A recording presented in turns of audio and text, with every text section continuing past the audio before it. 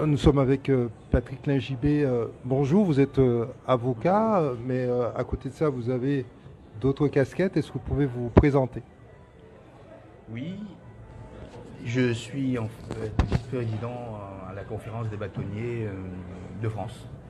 Donc c'est à ce titre d'ailleurs que je suis régulièrement à Paris.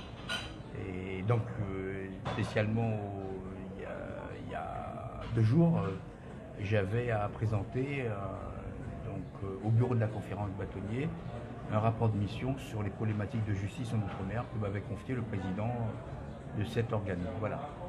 Et donc j'aurai l'occasion de détailler le contenu de ce rapport en Guyane, puisqu'il y a une formation qui se tient donc la semaine prochaine, hein, jeudi et vendredi prochain en Guyane, donc par la conférence des bâtonniers. C'est Des activités d'écriture. Voilà. très bien. Alors justement, de ces activités d'écriture, que pouvez nous en dire? Quels sont les ouvrages que vous avez déjà publiés?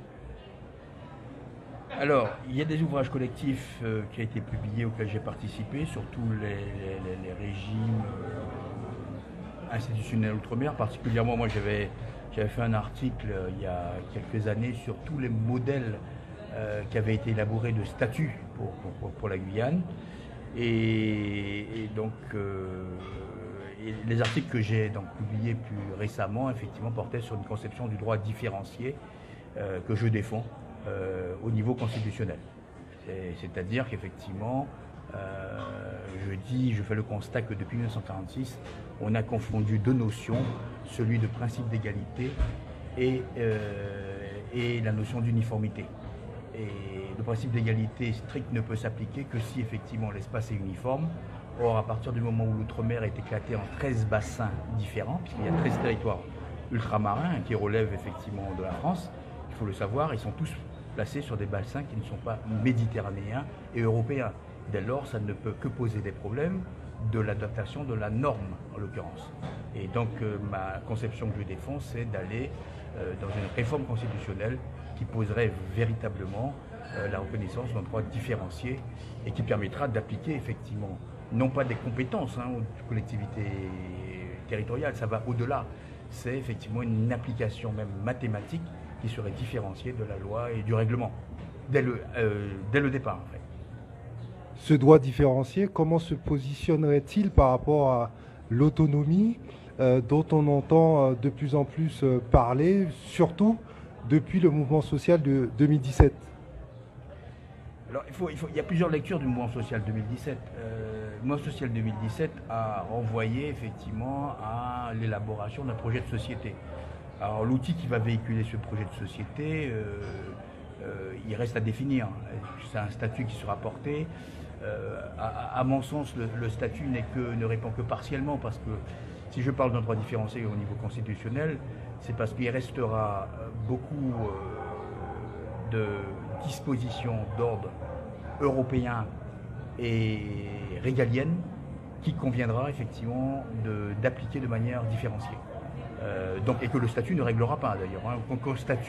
D'ailleurs les 13 statuts qui existent, en l'occurrence pour l'outre-mer, ne règlent pas les problèmes de régaliens qui restent effectivement à l'État et qui ne pourraient trouver effectivement une adéquation avec le territoire qui est non ultramarin qu'à partir du moment où effectivement on fait rentrer cette conception d'une différenciation du droit étatique en l'occurrence. Alors beaucoup d'ultramarins, notamment des Guyanais, méconnaissent leurs droits. Maître Patrick Lingibé, l'accès aux droits dans les Outre-mer, notamment en Guyane, est-ce qu'il n'y a pas un souci, un problème à ce niveau-là? Oui, absolument. Et d'ailleurs, je le relève, je vous parlais du rapport, mon rapport de mission sur les problématiques de justice en Outre-mer, je le remets au président de la conférence des bâtonniers de France. Il y a effectivement un problème, pas qu'en Guyane d'ailleurs, un problème d'accès effectivement au droit.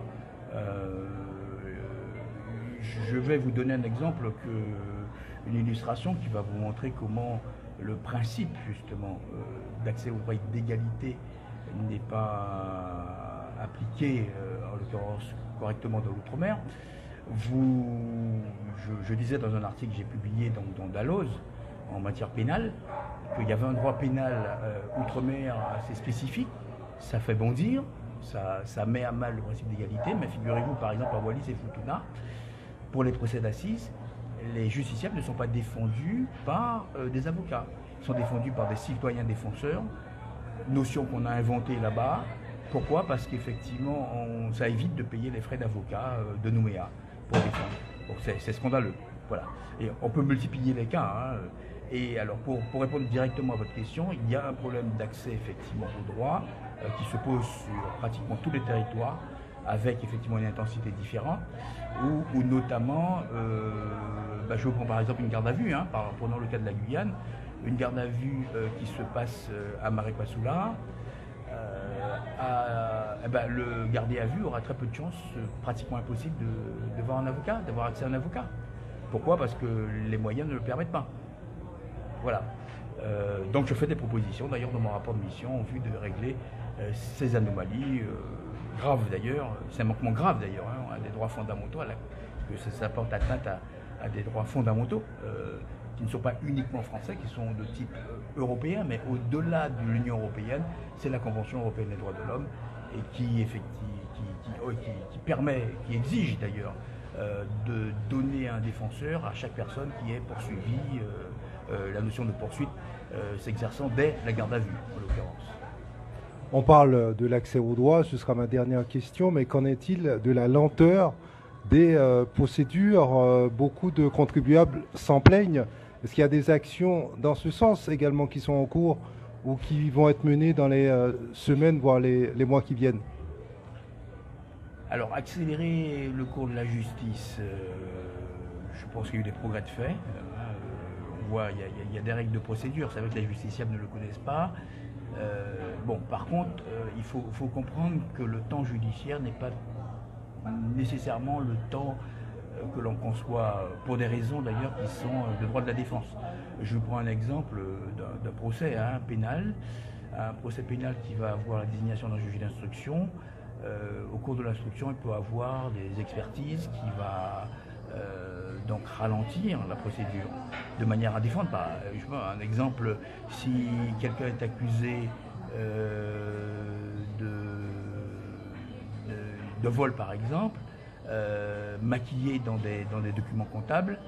La lenteur de la justice, c'est pas un problème de procédure, c'est avant tout un problème de moyens.